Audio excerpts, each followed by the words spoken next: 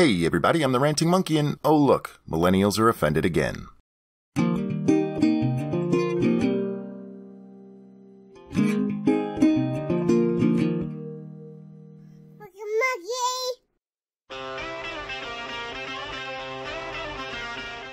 Friends was a 1990s comedy that followed 6 young New Yorkers as they dealt with life, love, and their careers.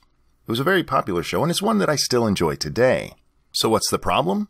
Well, apparently it's just now showing up in the UK on Netflix, and millennials who seem allergic to comedy have an issue with it. From The Independent, millennials watching Friends on Netflix shocked at how problematic it is. Millennials who are watching Friends on Netflix have branded its storylines transphobic, homophobic, and sexist. While the show ran for more than 10 years until 2004, it's just arrived on Netflix at the end of 2017 in the UK. The sitcom starring Jennifer Aniston, Matthew Perry, Courtney Cox, Lisa Kudrow, Matt LeBlanc, and David Schwimmer remains one of the most beloved shows in the US. However, millennials from the UK found LGBT plot points that left some feeling uncomfortable. For example, when Chandler was paranoid about being perceived as a gay man, or made mean-spirited jokes about his cross-dressing dad.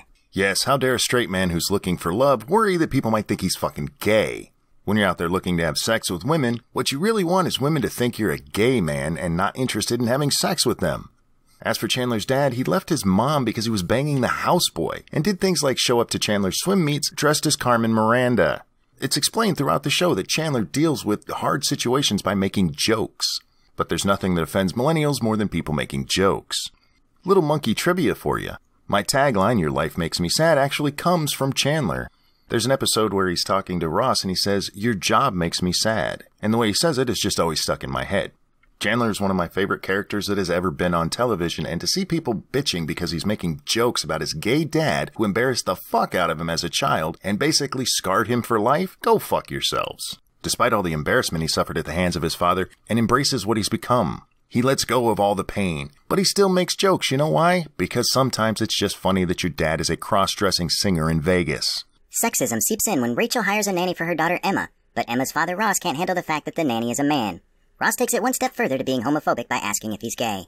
Wait. Just a moment ago you were complaining because Chandler was worried that people thought he was gay. That was homophobic.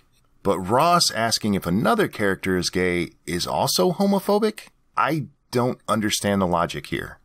And for the record, the male nanny played by Freddie Prinze Jr. would creep me the fuck out too. Not only was he a male nanny, he cried a lot and put on puppet shows for adults. Not to mention Monica, played by Courtney Cox, was never allowed to forget she was once overweight. There's even an episode where Joey Tribbiani, played by LeBlanc, yells, "Some girl ate Monica!" Ah yes, body positivity. Let's not forget that Monica was overweight because she just ate too much. She didn't have PCOS or any other internet-famous disease that makes you fat that seems to affect every woman on YouTube.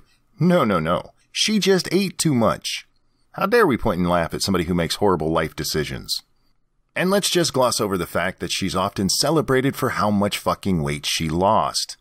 Which, let's be honest, with the body positivity movement, that's the real problem. She made herself healthy instead of just staying fat. New audiences claim that Rachel would have been fired for sexual harassment because she hires an assistant who isn't qualified for the position because she wants to date him.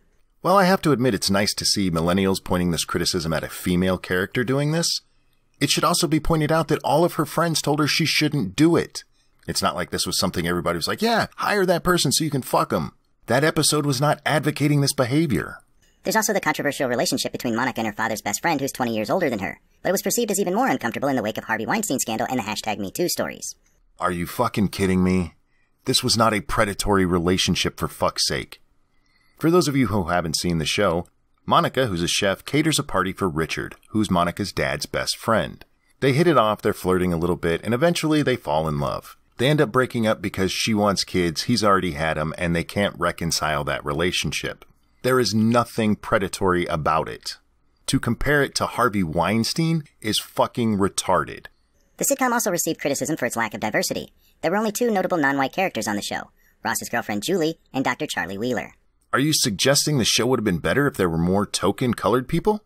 Whoops, I mean people of color on it?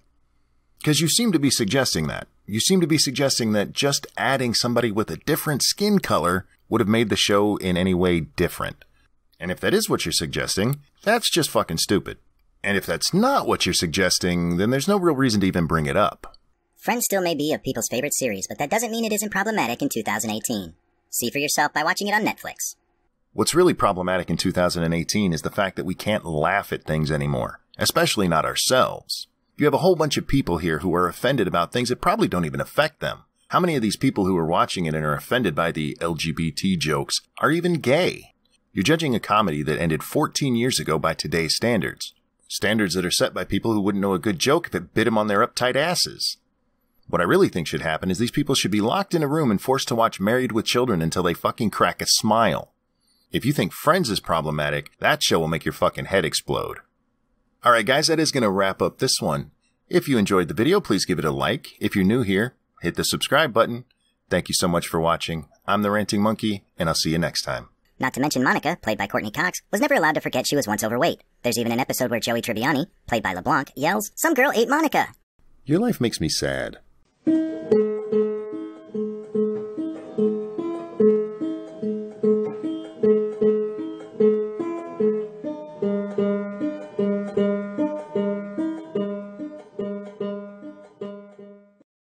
Fuzzy Monkey's awesome!